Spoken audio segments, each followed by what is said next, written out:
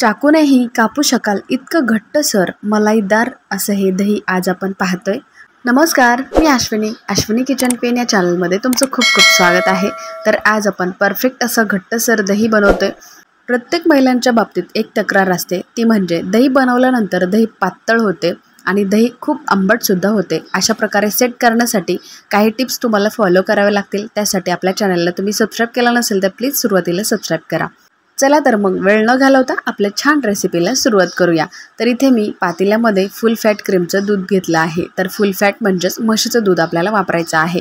तुम्हाला घट्ट दही लागत असेल तर तुम्ही म्हशीचं दूध नक्कीच वापरा। तुमच्याकडे नसेल तर तुम्ही गाईचं सुद्धा वापरू शकता। शक्यतो म्हशीच्या दुधाचाच वापर करा। तर सुरुवातीला आपल्याला पातेल्याच्या वरती थोडंसं पाणी टाकायचे आणि त्यानंतरच दूध ओतायचं आहे। तर पाण्याचा अजिबात वापर करायचा नाहीये।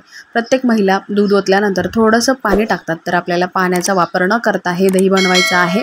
तुम्ही या दुधामध्ये पाण्याचा वापर केलात की तुमचं दही पातळ होतं आणि दही तयार झाल्यानंतर त्याच्यावरती पाण्याचा थर निर्माण होतो, त्यामुळे ही काळजी नक्की घ्या।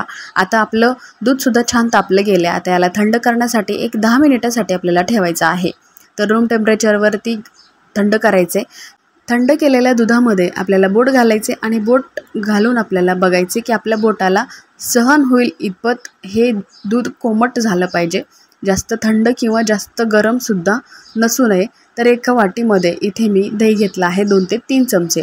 तर 2 ते 3 चमचे घट्ट दही घ्यायचे आणि या दहीला आपल्याला छान असं फेटून घ्यायचे, म्हणजे जे त्यामध्ये गाठी वगैरे असतील, गुठळ्या असतील त्या कमी होतील। आणि त्यानंतर एक ट्रिक्स वापरायची, ते म्हणजे इथे काही जण डायरेक्ट हे दही घेऊन पातेल्यामध्ये ओततात। तर असं न करता आपण पातेल्यातील थोडंसं दूध घ्यायचे आणि या वाटीमध्ये टाकायचं आहे।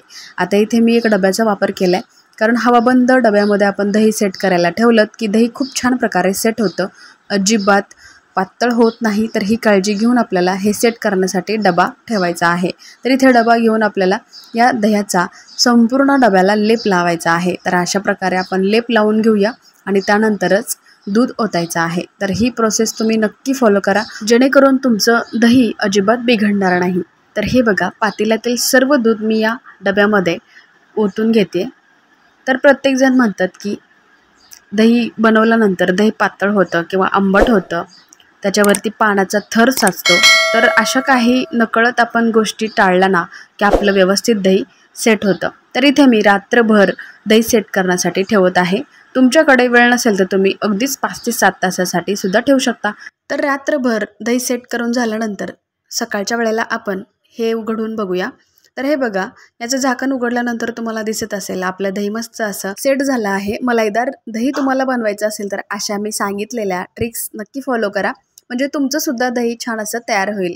तर आता या दह्याला आपण कापून घेऊयात। तर एका डिशमध्ये आपल्याला काढायचे आणि कापून घ्यायचं आहे। तर तुम्हाला आजची ही स्पेशल दह्याची रेसिपी कशी वाटली मला कमेंट करून नक्की सांगा। तुम्ही सुद्धा दही बनवत असाल तर अशा प्रकारे सेट करा आणि दही बनवा। दही आवडला असेल तर आपल्या चॅनलला प्लीज सबस्क्राइब करा। अशाच नवीन रेसिपी सोबत परत भेटूया। Bye bye.